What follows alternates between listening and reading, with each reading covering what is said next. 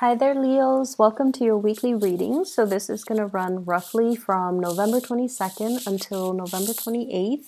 For those who are celebrating Thanksgiving in the United States, I wish you all the very best and have a wonderful time with your family. Stay safe.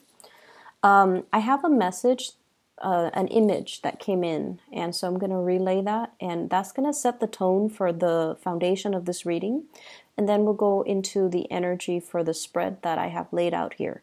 So, first of all, I see you, it looks like a medieval knight, but it's somebody who's like, maybe like a squire. And I see a tower. A tower. And so you're in a field, there's a tower. So you're in a field. You're in a field, and there's a tower right there. And it seems to me like you live in that tower, or you train in that tower. But I see you kind of, you walk out into the field and there's like grains and wheat and you're just running around having fun doing your cartwheels, kind of running around. I see you alone. And then far away there's like the woods, and then there's this person. It's not a menacing person. There's a person on a horse and they're charging towards you. And when you see them, you automatically run back into your tower and you lock the door. And then that person on the horse, they go away. And then when you see that they've gone away, then you come out and you play around your tower. And then you might even taunt the person on the horse. And then they come running back to you, and then you run back into your tower. So that's the message I'm getting. And you know that the tower stands for safety. It stands for like this safe refuge, or this place of haven where we can always come back to when life deals us a blow.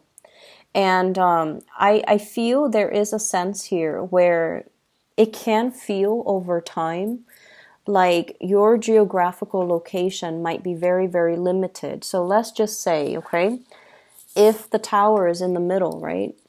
You're bounded by the circumference, like you can only roam so far, okay? Because it's a place of refuge, so you can always retreat back to it. So you are only going to be able to, venture so far away from it before you start to feel that sense of anxiety, like, oh no, am I going to be able to run back in time? If it rains, am I going to be able to make it without getting wet? If there's somebody chasing after me, and they're on horseback, and I'm on, I'm running with my legs alone, am I going to be able to get back before they catch up to me? So there's an element here about being bounded by your geography. And for some of you, honestly, I feel like it could be, the environment that you're in. Are there jobs that are appropriate to your field or to your area of expertise?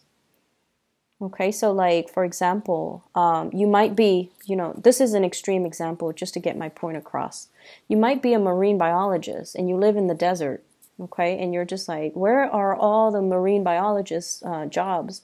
So you look online, or you surf the internet, or you read the newspaper, and you're looking for a marine biologist position or vacancy, and you're just like, when is it going to happen for me? So that's an extreme situation. Okay, you have to go where life is calling. Okay, you have to step out of your comfort zone. You have to go where life is calling you. I feel for many of you too. I keep seeing somebody who's like, let's say you grow up in one city, right? You move away for college. And then as soon as you graduate college, you move back to that city. So wherever you grow up, you move away for college, and then you come back. And because it's safe, because after that big milestone in your life, being far away from home, you feel homesick, or you feel like, oh, I've already done my fun. I've already put in my 4 years. I've already lived on my own. I should move back. And then I see some of you move back, and then you move away for example, grad school. And then you have like an amazing time. And then after grad school, you automatically just bounce back, like tether. It feels like something is tethering you to it. And for you, it could be family. For you, it could be that familiarity. But I definitely feel a cycle in your life is getting ready to wrap up. And you kind of need to move forward and you kind of need to move on, okay? So what we have here is the world. So this is like expansiveness, opportunities knocking on your door, things opening up for you. But the nature of a fixed sign, and especially your sign, you're very, very homebound and you're very, very family oriented. And I also feel like as much as you want to travel and have fun and explore, you reserve those things for things that you can do on a weekend, things that you can do on holiday, things that you can do on vacation. You don't feel like life can be lived that way for whatever reason. And so this is a card about great expansion, but it's also a double-edged sword because that bunny is encased in this bubble. And so it's almost like nibbling at life rather than living it fully, okay? So there's a lot of fear I'm sensing, fear about change and the unknown. You have a travel opportunity coming up here. So the Chariot usually indicates to me some travel over land, relocation, and things like that. But you are very conflicted, okay? Emotionally, you're very conflicted because once again, there is my place of refuge, but there's like a whole world of opportunities out there for me.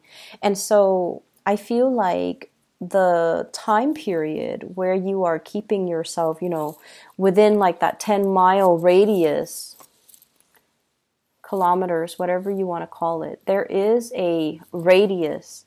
And for whatever, it's self-imposed. And for whatever reason, you don't feel like you can step out of it. You don't feel it's safe. You are quite fearful, I'm sensing. This is a card about finances. Okay, so I definitely feel many of you are at a point where you are keeping track of how much you're earning. And I feel like this process about nickel and diming yourself, being very thrifty with your spending. And I feel for many of you, you might be saving up for a car. Okay, with the Chariot card, movement by land. You might be saving up for a car. You might be saving up for a plane ticket. You might be saving up to implement this next major move in your life.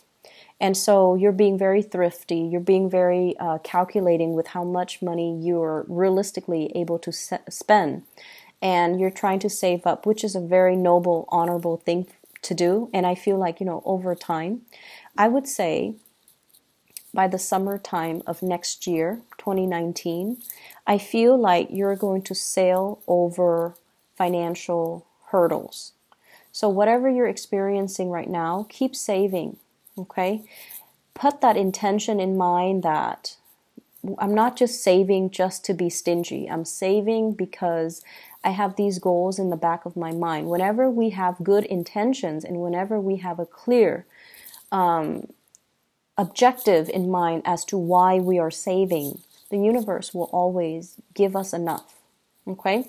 So I feel like that's what's happening here. And I feel like for many of you, the staying within that 10-mile radius from your center of refuge is no longer satisfying for you. The jobs might not be available and you need to venture out.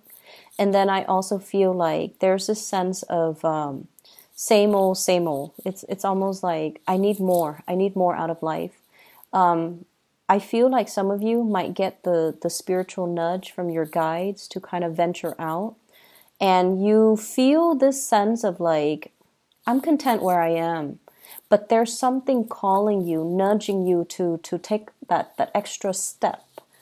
And I feel like you're ignoring it. But for this week, it's a Mercury retrograde period. And a lot of the times, plans that we have, kind of thought about, we might have really, tried to, like, flirted with a specific course of action.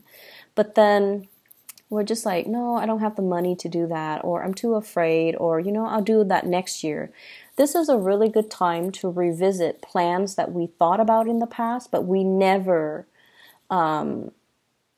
grab hold of, we never really took seriously, okay? And so a lot of the times, Mercury in retrograde can bring a lot of good ideas, especially revisiting past ideas, revisiting past dreams, past just things that you kind of lay on the wayside because you felt like you couldn't do it at the time. So you're getting this nudge, and you're definitely getting some type of a push for you to step out of that comfort zone, for you to find a new place of refuge, okay? And for you to trust that things will be okay.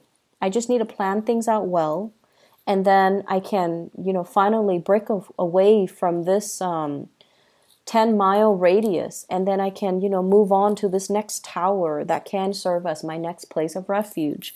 So it's a never-ending process, and I feel like it's going to happen for you. So I feel like some of you need to, find new routes. Every time I see this card, this is the Eight of Cups, moving forward, okay? I think of like the dandelion. It's like blown in the wind, and then it carries a seed, right?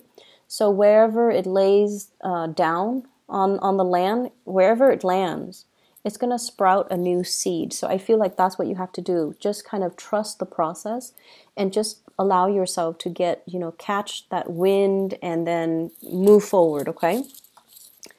I definitely feel for some of you, you have been dealing here with an air sign. I have the King of Swords in the picture.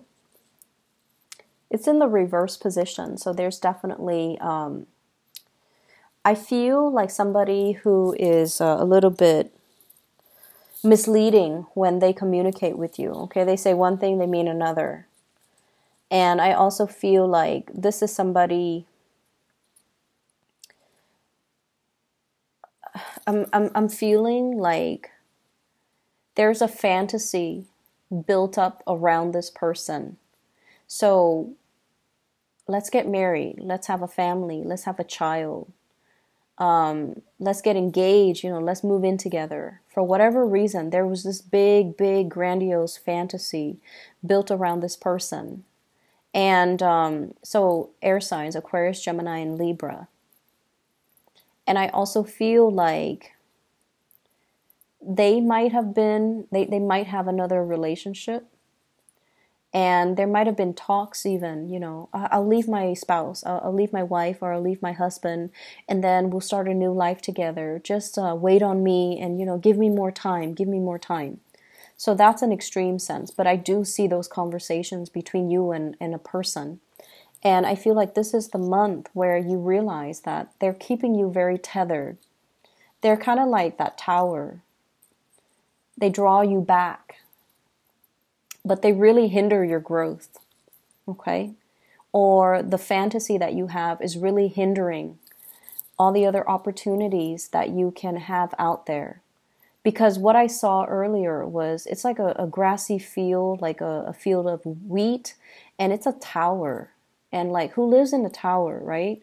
Doesn't seem like it's very homey or very comfortable, and it seems a little bit isolating because I see you playing outside by yourself. And so it can feel a little bit lonely in this relationship, I feel, even though you feel like this person will protect me. They're kind of like that fortress of strength and stability, but it just doesn't feel to me like you are 100% happy. And then I also feel like for some of you, there are like contract jobs, okay? It's like let's say the job contract, there's a company that is retaining you, and they give you projects that last like 3 or 4 months at a time. And then, like when you are in the midst of it, or when you land that contract, it gives you this really big emotional high. And then 1 month right before the contract ends, you get into this sense of anxiety, like, oh my gosh, where's my next paycheck going to come from? I have to scramble. So rather than enjoying the process of completing a project, the satisfaction we get for work that is well done, rather than doing that, you're spending that last month like scrambling around for new work, for new projects, for new contracts, for new, opportunities. And so you're living almost like from paycheck to paycheck. You're living almost like from one provisional time frame. There's a definite start date and there's a definite end date. And then you're scrambling for the next start date and the next end date. So it feels like you can't really plan anything long term because everything revolves around, you know, start, end date, start, end date. And so you never set down, you never are able to put down roots. You're never able to feel stable and secure. So I don't know what's happening with you guys. But it just seems to me like you're not very grounded and you need that sense of groundedness in order for this anxiety to go away. And so really focus on, you know, what do I need to get that sense of groundedness? And I feel for many of you, finding that job that is more long-term rather than contract-based is going to be long-term. And then wherever that job is, be willing to relocate in order to give it a chance, okay? And don't talk yourself out of it, because I feel like wherever you are right now, I keep seeing you outside in the grass, you know, in the field, like playing just by yourself. And it feels to me like we don't need a lot of people in order to be happy. But I feel like it just feels a little empty. And I feel like that's not what a Leo person would want. You shine your brightest when you're in the company of others. And you shine your brightest when you can share your achievements with other people.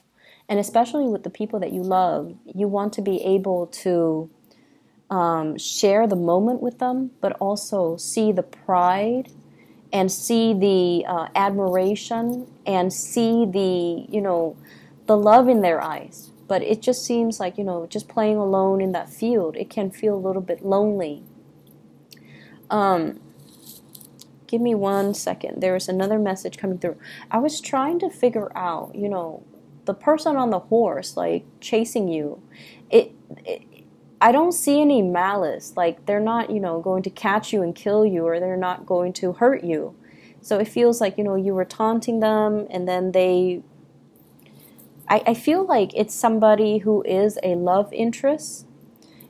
So for those who are single, yeah, that makes sense. It seems like it's a love interest, and there is a tug of war. So it could even be an air sign, an Aquarius, Gemini, Libra, and I also feel like maybe even another fire sign, because their energy is like very fast. So Sagittarius, Leos, or Aries. But what I feel though is there's this, you know, game that you guys are playing where you both like each other. One person might already be married, hence that tower, that you know, structure, something that's already built. But you're flirting with the idea. You might not feel emotionally fulfilled in your relationship. And so you might be seeking the attention of that person on a horse. You want somebody to be with. You want somebody to play with. You want somebody to notice you. So there's that. Or I also feel like there's another person that is interested in you. And when you're around, they want to come towards you, but you're very afraid. You're very afraid to let them know how you feel. Like, I'm lonely, can you play with me? You're very afraid to let them know that I'm not 100% happy here. Can you take me away? All you have to do, though, is, you know, hop on their horse with them, because like I said, the person is not a scary person, but you keep running away from them. So it could just be fear of outsiders encroaching upon your space. So that could be just a fear, or a fear of, you know, feeling, and you know, you guys are very self-sufficient. The fear of letting the other person know, I need help, you know, I can't do it on my own, or I need you to help me with this, or I need you to I want to get on your horse, and I want you to take me away from this tower, from this field where I'm constantly by myself. So I see that element coming through.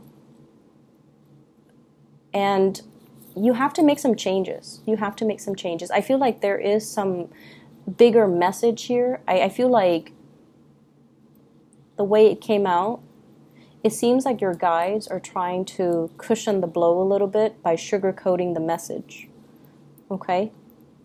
And so I feel like they want you to really look at the situation and allow yourself to go, allow yourself to leave, allow yourself to do things that make you happier, and especially allow yourself to kind of break away from whatever has been tethering you. Okay? So, Leos, I hope the message resonates. I hope that it is helpful for you guys. Enjoy your Thanksgiving, mull it over, sleep on it, okay? And I hope either way that maybe the message needs to be delivered today, because I honestly tried to do your reading and Virgo's reading yesterday, but nothing came through. So I hope this is helpful, okay? Take care of yourself, and I'll be back next week.